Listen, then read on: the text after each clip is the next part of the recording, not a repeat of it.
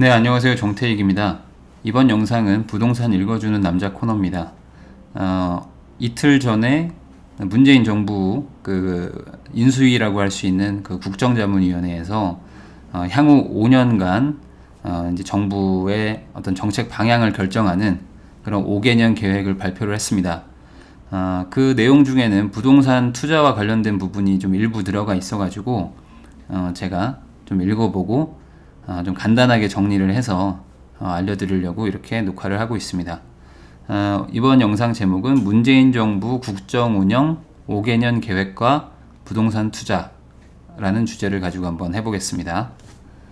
자, 100대 국정과제를 발표를 했습니다. 그래서 뭐 국방 부분도 있고 적폐청산 여러 가지 부분이 있는데 그 중간중간에 보면 부동산과 관련된 부분이 조금씩 있거든요. 그래서 그런 부분을 가지고 이제 향후를 한번 추측을 한번 해보는 거죠. 물론 이게 말 그대로 공약, 대선 공약을 이제 정책화한 거기 때문에 무조건 다 될 거다라고 기대는 안 합니다. 국회도 또 통과를 해야 되고 앞으로 또 상황이 바뀌면 또 어떤 변수들이 나올 수가 있으니까요. 그렇지만 어쨌든 향후 그 5년의 정부 정책의 방향은 좀 볼 수 있으니까 이것을 맹신하실 필요는 없겠지만 그래도 한번 알아두시면 좋은 정보가 있을 수도 있겠죠. 5개년 계획을 한번 보겠습니다. 자, 우선 요런 국정기획자문위원회에서 요 보고서를 제출을 했습니다. 그래서 이거는 인터넷에 있으니까 한번 시간 나시는 분들 한번 보세요.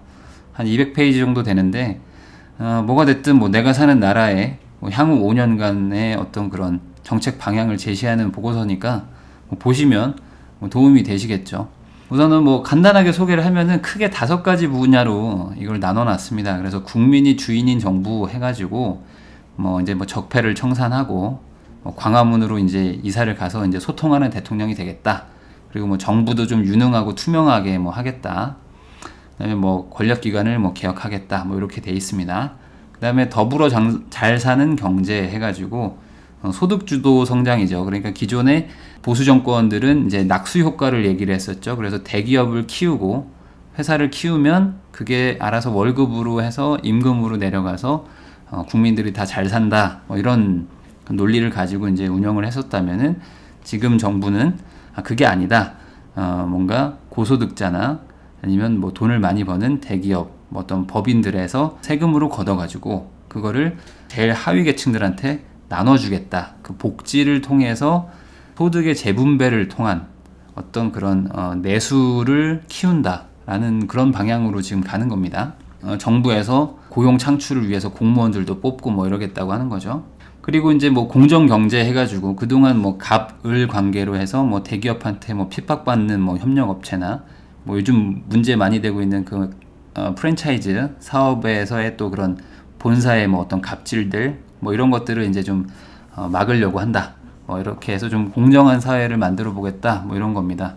읽어보니까 괜찮은 내용들도 있더라고요. 자, 그리고 이제 서민과 중산층을 위한 민생 경제 해가지고 여러 가지가 있습니다. 교통비도 깎아주고 이런 것도 있고 요 부분에서 어떤 부동산 얘기도 조금 나오고요. 그다음에 4차 산업 얘기도 나오고 벤처랑 중소기업 위주로 하겠다. 이런 얘기도 있고 또 내 삶을 책임지는 국가 해가지고 복지 사업을 어떻게 하겠다. 이런 얘기들이 있고요. 여기에서도 또 부동산 얘기가 좀 나오고 교육 얘기도 좀 하고 그리고 성평등, 노동 존중 이런 얘기도 나오고요. 문화 사업을 좀 육성하겠다 이런 것도 있고 고르게 발전하는 지역 사회 해가지고 어떤 지역적으로 어떤 그런 SOC 사업도 하고 균형 발전을 위해서 어떤 클러스터들을 저 지방에다가 어떤 설치를 조성하고 이런 것들을 합니다. 네, 그리고 평화와 번영의 한반도에서 통일 관련된 거, 외교 관련된 거 이런 게 있습니다. 읽어보시면 잘 읽힙니다. 재밌어요. 이게 나름 이 공무원들이 보고서를 또 워낙에 또 깔끔하게 잘 쓰는 편이라 읽어보면은 이렇게 군더더기 없이 잘 써놨으니까 재밌습니다. 한번 보세요. 인터넷에서 찾아보시면 그 청와대에서 아마 자료 올린 거를 찾으실 수가 있을 거예요. 자, 그건 그거고 우리는 부동산과 관련된 거 한번 보자는 거죠. 자, 먼저 100대 과제가 있는데 21번입니다.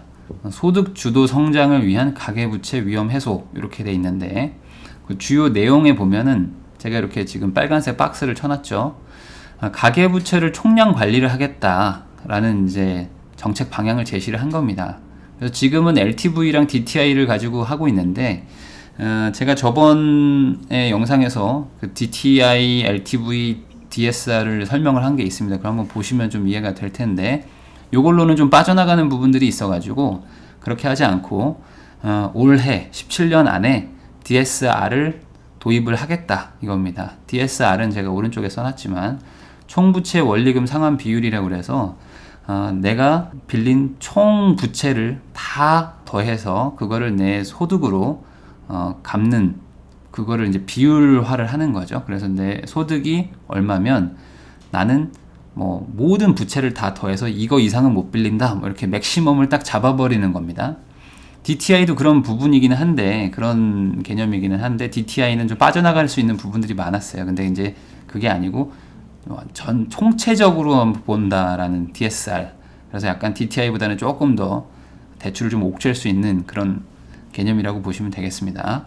제 저번 영상을 보시면 좀 더 설명이 잘 돼 있으니까 그거 보시고요. 그래서 여기에서 보면은 밑에 제일 하단부에 기대 효과라는 게 있거든요. 기대 효과. 상환 능력 중심으로 여신 심사 체계를 도입하겠다. 그러니까 지금까지는 뭐 분양을 받으면은 그냥 집단 대출 해가지고 그 시행사나 건설사가 보증 서면 그냥 막 빌려줬습니다. 이 소득이 하나도 없어도 뭐 5억짜리, 6억짜리 아파트 사도 다 돈을 막 빌려줬었거든요. 중도금 무이자로. 근데 이제 그런 거 안 하겠다 이겁니다. 그런 거 안 하고 얘가 집을 사면 정말 갚을 수 있는 능력이 있느냐 그거를 꼼꼼히 따져보겠다는 거죠. 기존에는 DTI를 가지고 좀 약간 어설프게 빠져나갈 수 있었다면 이제는 DSR 해서 총체적으로 따지기 때문에 아마 예전만큼 그렇게 대출을 많이 받을 수는 없을 겁니다.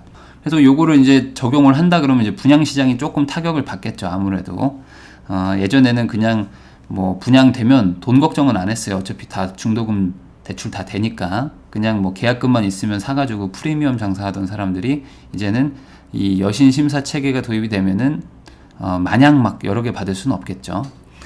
그래서 이 기대 효과를 보면은 그걸 도입을 해가지고 증가 속도를 안정적으로 관리하겠다는 겁니다. 그러니까 증가가 되기는 될 텐데 그 속도를 조금 조절해 보겠다는 거죠. 그러니까 이 취지가 가계부채를 줄여가지고 경기를 뭐 불황으로 끌고 간다든지 뭐 건설 시장을 완전 죽여버리겠다 뭐 이런 느낌까지는 아니고 가계부채가 증가하는 거를 인정은 하되 그 속도를 조금 조절해 보겠다는 겁니다. 제가 봐도 이 방향이 맞고요. 뭐 가계부채를 뭐 완전히 줄이려고 해버리면 건설 시장이 너무나 타격을 많이 받기 때문에 경제에 도움이 되는 방향선에서 가능한 한 뭐 이렇게 규제를 최소화하려고 하는 그런 목적인 것 같아요. 제가 봤을 때는. 그래서 뭔가 단계적으로 도입하고 연착륙을 유도하고 뭐 이런 식으로 갑니다. 그러니까 읽어보면서 뭐 엄청나게 규제를 뭐 한 방에 해버리고 이렇게 뭔가 시장에 충격을 주는 쪽으로는 안 할 것 같다라는 생각을 좀 했었습니다. 뭐 그렇게 뭐 참고하시면 될 것 같고요. 자, 그 다음에 28번 공약인데 소상공인 자영업자 역량 강화 해가지고 뭐 신용카드 우대 수수료도 해주고 뭐 이러는데 요번에 뭐 최저임금 뭐 7,530원인가요? 그 갑자기 16% 올라가지고 뭐 지금 난리가 났었잖아요. 한번 뭐 자영업자들 다 죽는다고 그런 거에 대한 일환도 있고요. 근데 여기 제가 박스를 쳐놓은 게 지금 저희 부동산 투자자들한테는 어찌 보면 아주 직격탄을 맞는 그런 부분이라서 제가 요거 부분을 좀 설명을 하겠습니다. 자, 먼저 상가임대차 보호법을 개정하겠다고 했습니다. 그래서 어떻게 개정을 하냐? 임차인의 지위를 강화하는 쪽으로 개정을 하겠다 이겁니다. 뭐 어떻게 하는지 한번 제가 오른쪽에 적어놓은 걸 보시면 되는데 기본적으로 상가임대차 보호법에는 환산보증금이라는 게 있습니다. 월세를 전세로 환산해서 계산하는 게 환산보증금인데 간단하게 얘기하면 월세 곱하기 100을 한 다음에 보증금을 더하는 겁니다. 그래서 보증금 5천에 월세 100에 살고 계신 분들은 월세 100만원 곱하기 100을 하면 1억이죠. 1억에다가 보증금 5천 더하면 1억 5천인 거죠. 그러니까 5천에 100에 월세 사는 사람은 전세로 1억 5천이나 마찬가지다라고 환산한다는 거죠. 그 환산 보증금이 있는데 그 환산보증금이 다 기준이 딱 정해져 있어요. 그래서 그 기준을 넘어가 버리면 보호를 안 해줬습니다. 임대차 보호법 자체가 적용이 안 됐습니다.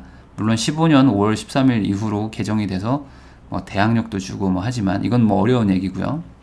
그러니까 결론은 월세나 보증금이 너무 세면 너는 뭐 가난한 사람이 아니고 너는 뭐 크게 장사하는 사람이니까 굳이 뭐 국가가 보호해줄 필요 없다. 뭐 이런 개념으로 제도가 만들어졌다고 보시면 돼요. 그래서 기존에는 한 60% 정도 상가 임차인의 60%만 어떤 보호를 받았고 나머지 40% 정도는 보호에서 좀 빠져 있었는데 이제 그거를 90%까지 그러니까 웬만한 사람들은 다 보호를 해주는 쪽으로 대상을 확대하겠다는 겁니다. 아까 말한 그 환산보증금의 기준을 많이 올려가지고 대기업이 무슨 임차인으로 들어오는 거 정도 아니고서는 뭐 웬만하면 뭐 다 보호해주겠다 뭐 이런 취지로 지금 가려고 하는 것 같아요. 그러니까 이제 상가 임차인들은 좀 좋아지는 거죠. 과거보다는.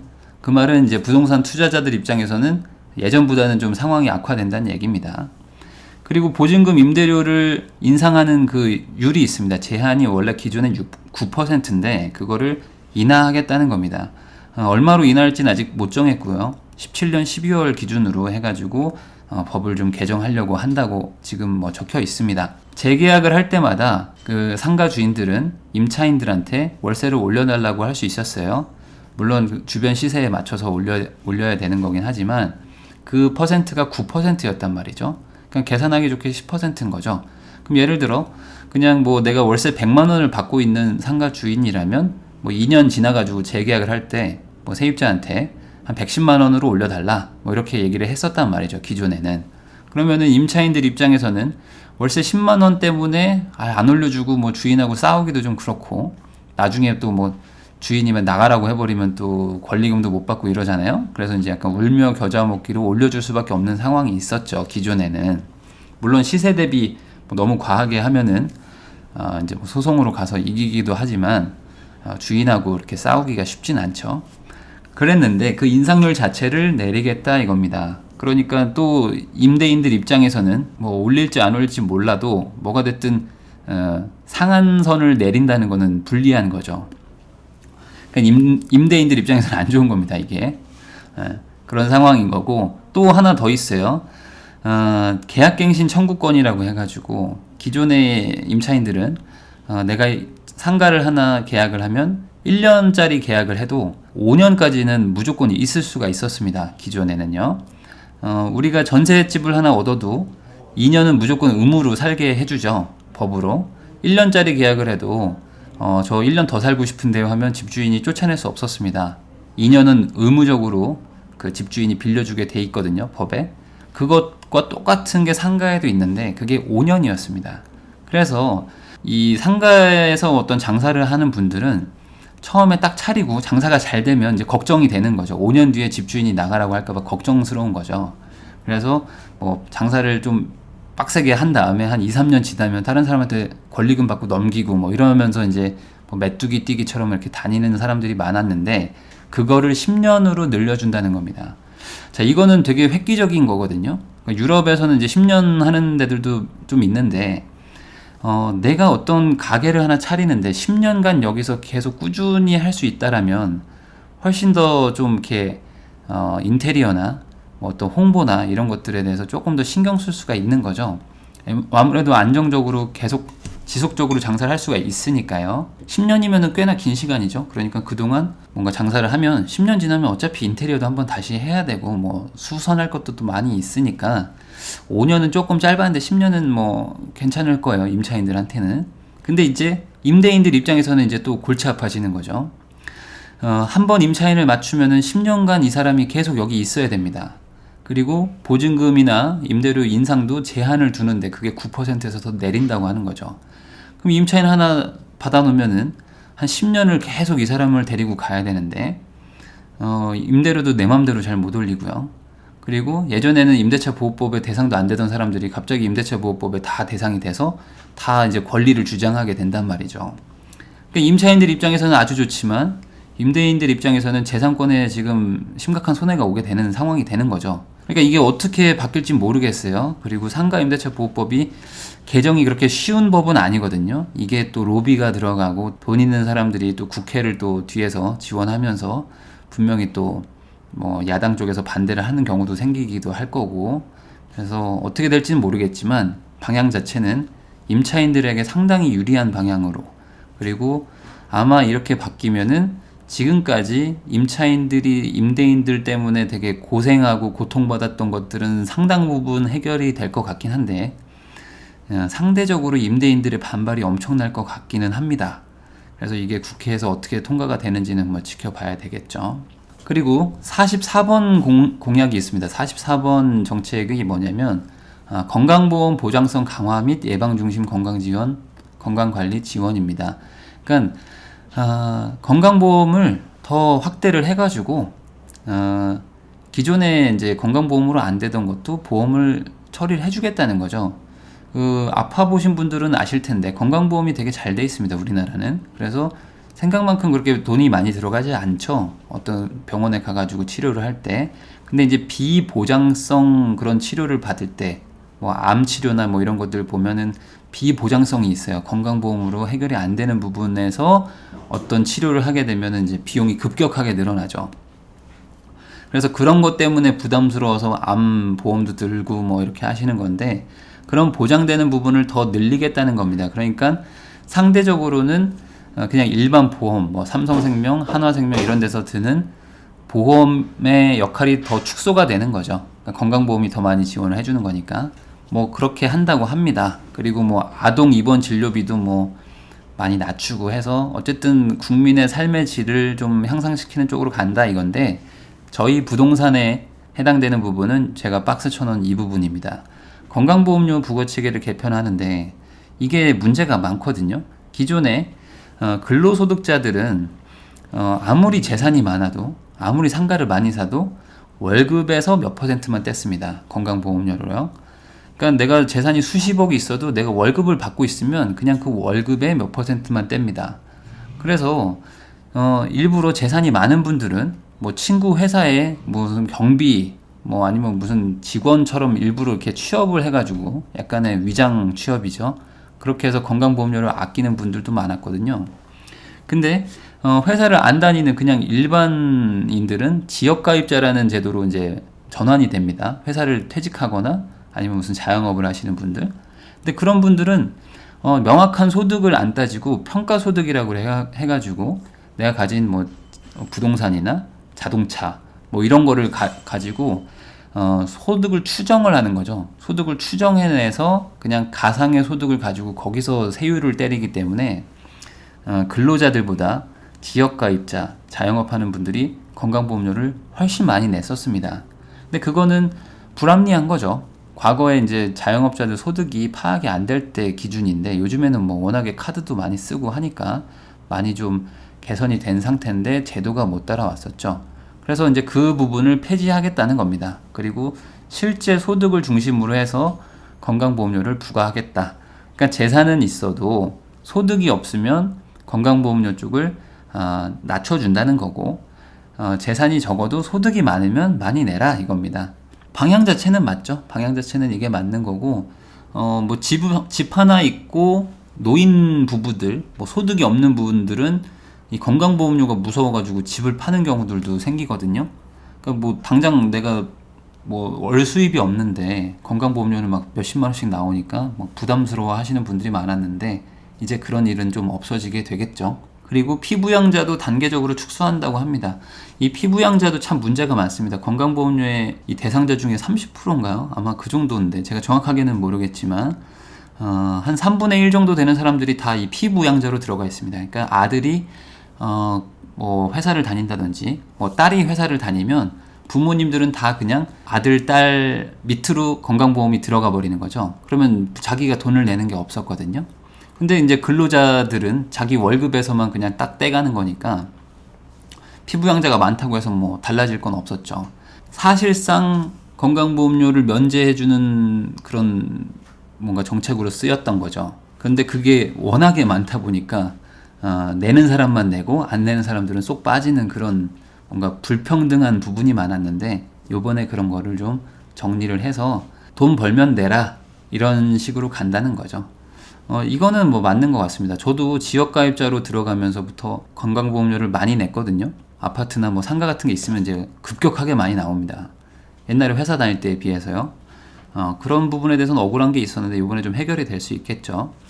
자, 그리고 47번입니다. 청년과 신혼부부 주거부담 경감해준다고 해가지고 임대주택, 그러니까 임대아파트나 뭐 이런 것들을 짓는데 그런 것 중에 한 30% 정도는 신혼부부한테 주겠다.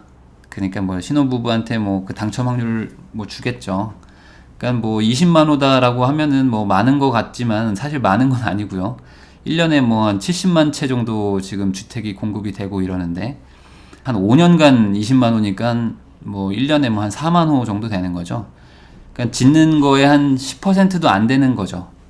새로 생기는 집에 10%도 안 되는 거 정도를 신혼부부 주는 거니까 뭐 많다라고 할 수는 없고, 뭐 그래도 뭐 준다는 게 뭐 나쁘진 않지만, 뭐 이게 뭐 예전에는 뭐 안 한 것도 아니고, 기존에도 계속 이렇게 했지만 집값에 뭐 큰 영향은 못 미쳤었던 거죠. 그러니까 뭐 이 부분에 대해서는 크게 걱정하실 부분은 없는 것 같고, 신혼부부 전용 전세자금 대출을 한다는 게 좀 특이한 겁니다. 그러니까 신혼부부들한테 전세 사르라고 대출을 더 해주겠다는 겁니다. 그리고 아니면 신혼부부가 집을 산다 그러면 대출을 더 해준다는 거죠. 그러니까 이게 또 집값을 올릴 수 있는 그런 작용을 할 것 같아요. 신혼부부들이 전세를 살려고 하는데 월세를 싫어하니까. 근데 거기에다가 대출을 해준다 그러면 예를 들어 뭐 2억짜리 집을 갈 사람들도 뭐 신혼부부라서 대출 싸게 해주니까 1억 더 빌려가지고 더 좋은 집 가야지. 아니면 뭐 구입자금에도 대출을 해주니까 아예 뭐 이번에 분양을 받아야지 뭐 이러면서 또 투기 쪽으로 갈 수가 있단 말이죠, 분명히.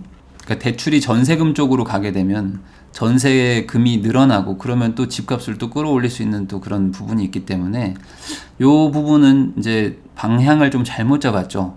잘못 잡았긴 했지만 뭐 아마 표나 이런 걸 의식해서 국민 여론을 의식해서 한 것 같아요. 그렇지만 이 부분은 분명히 부동산 뭐 억제 쪽과는 반대되는 방향이긴 합니다. 자, 그리고 역세권 주변의 청년주택이라고 해가지고 지금 박원순 시장이 서울에서 지금 하고 있는 그런 정책인데, 역세권 주변에 아주 노후화된 건물을 뭐 빌라나 뭐 단독주택 같은 거 있죠. 아주 가까운 역세권, 뭐 더블 역세권들 위주로 진행을 하고 있습니다. 그런데 있는 아주 노후화된 건물을 그 용적률을 엄청 상향시켜 줍니다. 한 3배 정도를 주면서 기존에 뭐 250%밖에 안 되는 거를 뭐 700%까지 인정을 해주는 거죠. 그러면서 건물을 높게 짓게 한 다음에 그 중에 일정 부분을 공공임대로 이제 받아가는, 그래서 아주 좋은 위치에 공공임대주택을 뭐 공짜로 짓는 개념으로 지금 그렇게 지금 하고 있는 사업이 있어요. 이게 뭐 아는 분들은 알고 모르는 분들은 잘 모르지만 서울의 더블 역세권들 위주로 낡은 집들을 부시고 지금 뭐 높은 아파트까지는 아니고 오피스텔 위주로 지금 재건축이 지금 진행되고 있는 것들이 많거든요. 그래서 그런 부분 쪽으로 지금 사업을 더 집중하겠다는 겁니다. 그러면 당연히 역세권의 다세대 건물들이나 역세권의 단독주택들, 낡은 것들을 부시고 용적률을 아주 높게 줘서 큰 건물로 짓게 만들어 주겠다는 거죠. 그럼 엄청난 혜택인 거죠. 용적률을 막 2배, 3배 준다는 거는. 그럼 과거에는 사업성이 안 나오던 재개발, 재건축들이 갑자기 사업성이 나오게 되는 거죠. 그래서 요런 거를 노리고 과거 한 1년 정도? 한 2년 정도 전부터 요런 사업 때문에 그 역세권에 있는 오래된 단독 다세대들이 가격이 많이 올랐습니다. 그래서 아마 올해부터 한 5년 안에 또 이런 거를 집중적으로 한다 그러면 계속 그쪽으로 한번 보시는 것도 괜찮을 것 같아요. 역세권 다세대 주택, 이게 분명히 호재일 수 있습니다. 앞으로 뭐 그렇게 하겠다고 지금 보고서에 적혀 있는 겁니다. 그러니까 뭐 그런 쪽에 관심 있는 분들은 조금 더 보시는 게 좋겠죠. 자, 그리고 그냥 보면서 그냥 꼭 이렇게 됐으면 하는 부분이어서 소개를 하는데, 71번 공약 중에 뭐가 있냐면 휴식 있는 삶을 위한 일생활의 균형 실현해서 올해부터 52시간으로 근로시간을 단축하겠다고 했습니다. 원래는 이 주말 근무는 이 52시간에 안 들어간다 해가지고 실제로는 뭐 48시간인가? 뭐 그렇게 아마 일을 했을 거예요. 근데 주말 근무도 52시간 안에 포함되겠다. 뭐 이렇게 행정 처리를 다시 뭐 바꾼다고 합니다. 그러면은 이제 주말 근무는 기존에는 수당이 없었다면 이제는 다 수당을 줘야 되고 뭐 이렇게 되니까 저기 사업자들은 좀 부담되겠죠. 회사 뭐 사장들이 이제 원래 안 나가던 수당이 더 나가야 되니까 부담스러우니까 이제 일을 조금 덜 시키려고 할 수밖에 없을 것 같아요. 약간. 근데 이게 우리나라 분위기에서 잘 되지는 않을 것 같기는 한데 그래도 뭐 바꾼다고 하니까 뭐 다행이죠. 저도 옛날에 회사를 다녔던 입장으로서 너무 과다한 그런 근로시간이 우리나라의 전반적인 문제를 많이 일으키거든요. 실제로. 근데 하여간 그렇게 바꾸고 지도 감독도 강화해서 확실하게 지키겠다. 그러니까 야근을 좀 줄이겠다. 이런 쪽으로 지금 가려고 한답니다. 이거 잘한다고 칭찬받을 일이죠. 그리고 휴식 있는 삶을 보장하겠다. 그래서 뭐 업무 지시를 금지하겠다. 뭐 카톡도 못하게 하겠다. 뭐 이렇게 하는데 지켜질 것 같지는 않습니다. 제가 본 거는 이제 공휴일을 공휴일이라는 건 이제 공무원들한테만 적용되는 건데 이제 민간에도 적용을 시켜가지고 이제 진짜로 다 쉬어라라는 식으로 좀 하고 그걸 근로 감독을 하겠다는 겁니다. 그렇게 되면 공휴일이 좀 늘어나겠죠. 그리고 근로 시간이 좀 줄어들면은 뭐가 됐든 사람들이 여유가 조금은 생기죠. 그럼 예전 같았으면은 뭐 퇴근하고 집에 와서 라면을 끓여 먹더라도 이제는 조금 일찍 퇴근하면은 뭐 밖에 나가서 외식도 좀 하고 공휴일이 좀 늘어나면은 2박 3일로 국내 여행도 한번 갔다 오고 뭐 이런 일들이 좀 생길 겁니다. 아무래도 이게 잘 된다면요. 그래서 주거지역 인근의 상권들한테는 뭐 조금이나마 영향을 좀 주겠죠. 아무래도 이제 남편이나 엄마가 빨리 퇴근하면 뭐가 됐든 돈을 쓰게 됩니다. 아무리 뭐 안 쓴다고 해도 사람이 집에 있으면 돈을 쓰기 마련이거든요. 치킨이라도 하나 시켜 먹게 되죠. 그러니까 우리나라 전반적인 어쨌든 상권에 조금의 영향은 있을 겁니다. 그리고 공휴일이 늘어나면은 해외여행도 많이 가지만 수도권 근교의 관광지들의 상권에 분명한 영향을 줍니다. 춘천도 보면은 그 고속도로가 뚫리고 하면서 갑자기 막 상권이 막 살아나고 월세가 막 2배가 뛰고 막 이랬죠. 그런 것처럼 뭔가 이 사람들이 많이 쉬기 시작하면은 서울에서 뭐 부산을 막 자주 가고 이러진 못하겠지만 뭐 춘천이 됐든 뭐 아니면 뭐 서해안이 됐든 뭔가 그런 관광지들은 분명히 사람들이 더 모이게 돼 있어요. 그러니까 그런 부분에 대해서도 어떤 일정 부분 호재가 있을 수도 있을 것 같다라는 좀 추측을 해봅니다. 자, 그리고 대체 공휴일도 확대한다고 합니다. 그래서 뭐 어린이날, 뭐 아니면 뭐 한글날, 뭐 이런 날들 있죠. 뭔가 날짜가 명확하지 않아도 되는 날들을 무슨 첫째 주 월요일 뭐 이렇게 쉰다고 하죠. 그러면 이제 토, 일, 월 2박 3일 연속으로 쉬게 되니까 또 여행도 다니고 하면서 뭔가 사람들한테 시간을 줄 테니까 돌아다니면서 돈을 써라 라는 취지로 지금 가는 거죠. 내수를 활성화하겠다는 개념입니다. 아까랑 똑같은 거예요. 결국에는 어쨌든 상권이 좀 살아날 거고 전반적으로 수도권 쪽에 어떤 관광지라고 할 만한 곳, 사람들이 가고 싶어 하는 곳, 쉬고 싶어 하는 곳 쪽의 상권들은 분명히 영향을 받게 돼 있을 것 같습니다. 자, 그리고 77번 세종시 관련된 얘기입니다. 행정자치부, 행자부하고 미래부를 세종시로 추가 이전하겠다고 했습니다.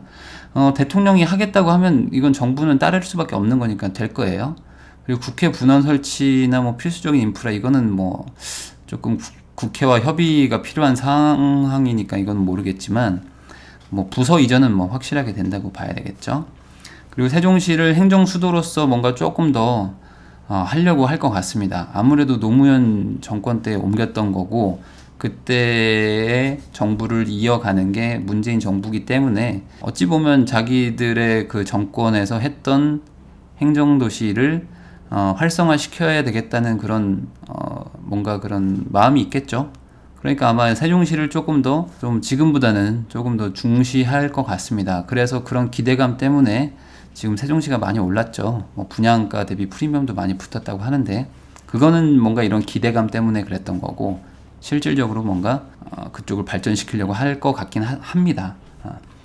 그러면 어쨌든 간에 뭐 행자분이 미래분이 가면 뭐 관련된 부서들도 많이 따라갈 거고 또 관련된 기업들도 많이 따라가기 때문에 세종시의 주택 수요가 분명히 영향을 받긴 받습니다.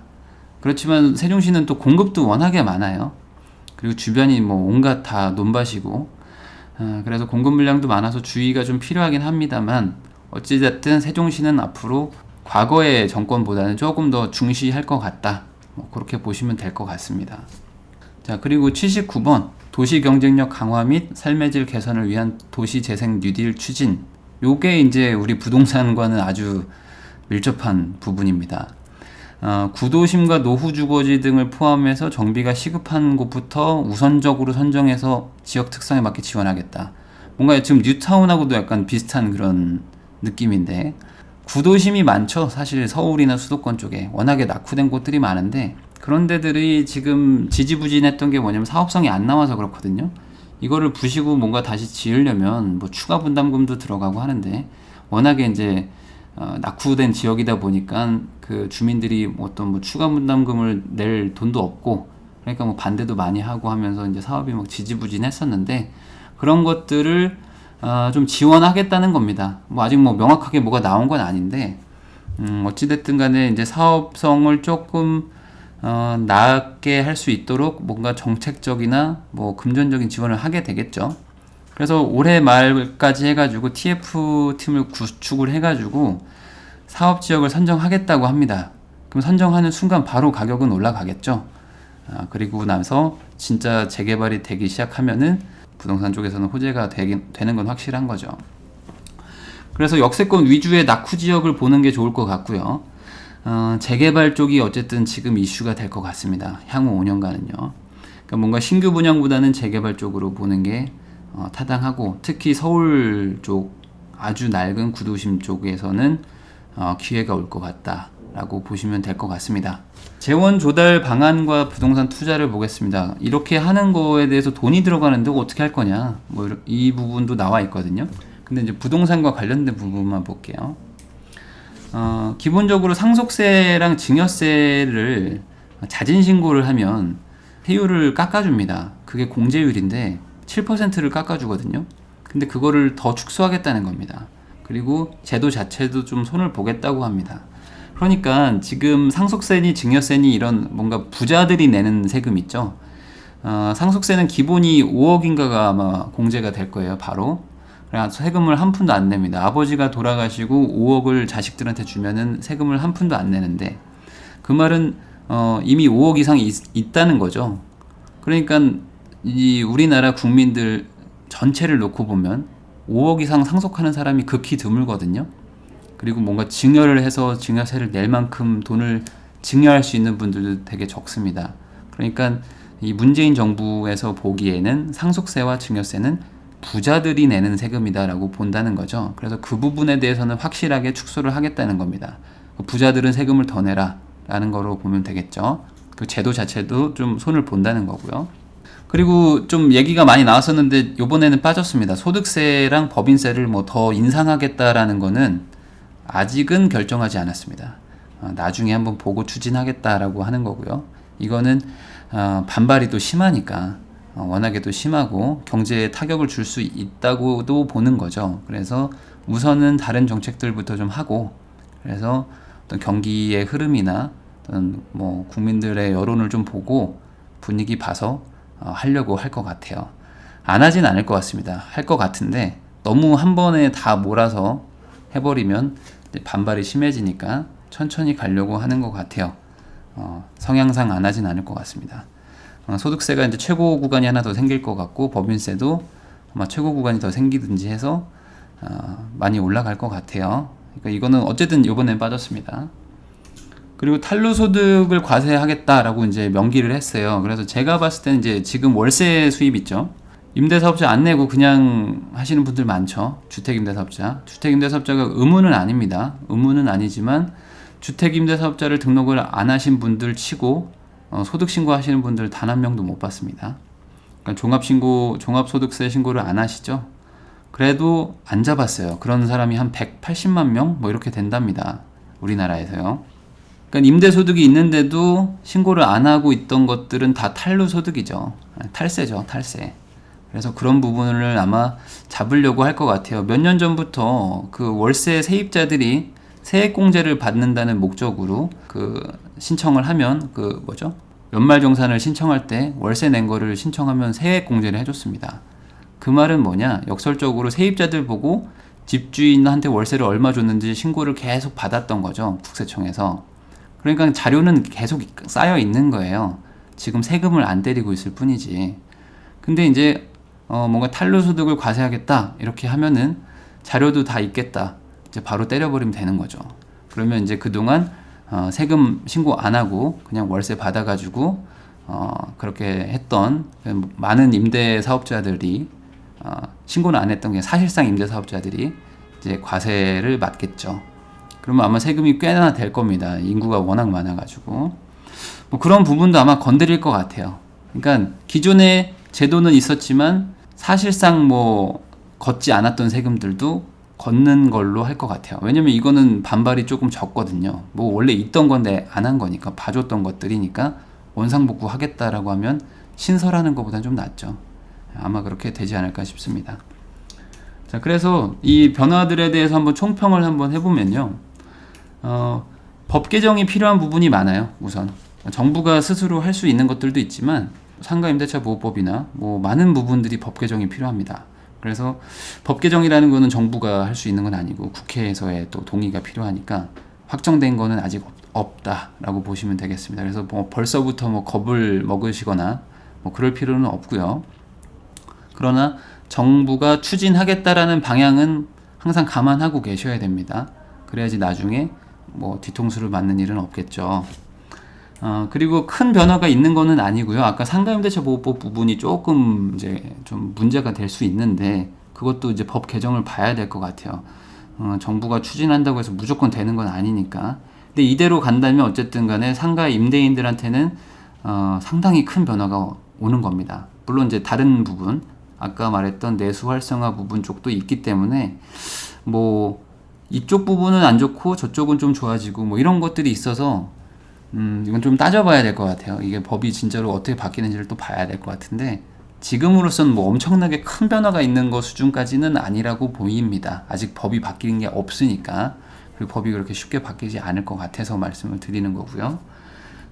투자자 입장에서는 뭐 마냥 나쁜 건 아닙니다. 저도 상가를 지금 계속 사고 있지만 임대차 보호법이 바뀌어가지고 상가가 뭐 대항력을 얻으면 뭐 저한테 불리한 것도 있고 뭐 그리고 거꾸로 10년을 보장해 준다고 하면은 오히려 창업이나 이런 게 더 뭐 늘어날 수도 있고요. 뭐 이거는 좀 봐야 될 것 같아요. 무조건 나쁜 건 아니거든요. 우리 임대인들 입장에서는 뭐 임차인들이 망하기를 기대하는 건 아니죠. 임차인들이 잘 돼서 나한테 월세도 잘 주기를 바라는 마음인 거지. 뭐 무조건 임차인들이 망하더라도 나는 뭐 돈 벌겠다? 이렇게는 불가능한 거니까 장단이 있는 것 같습니다. 이 지금 정책 방향이. 그래서 내수 활성화 쪽으로 어쨌든 무게를 둡니다. 지금 보면.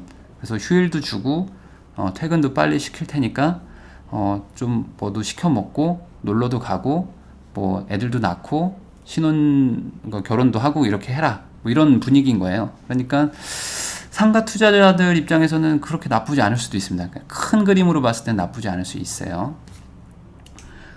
그러나 아까 말했듯이 이제 계약갱신 청구권을 10년을 줘버리면 이제 임차인 하나 잘못 받으면 이제 고생할 수도 있는 겁니다. 예를 들어.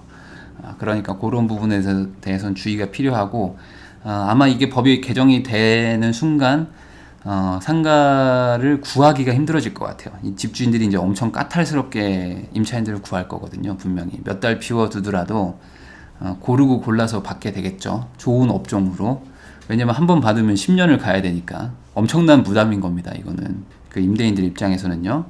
그래서 그 부분에 대해서는 조금 논란이 있을 것 같고 그리고 아까 말했듯이 청년주택, 역세권 청년주택이나 지금 뉴딜 정책들이 엄청난 돈이 풀립니다. 1년에 뭐 10조 정도를 풀 것 같아요. 근데 대부분 다 서울 쪽으로 가게 돼 있을 거예요.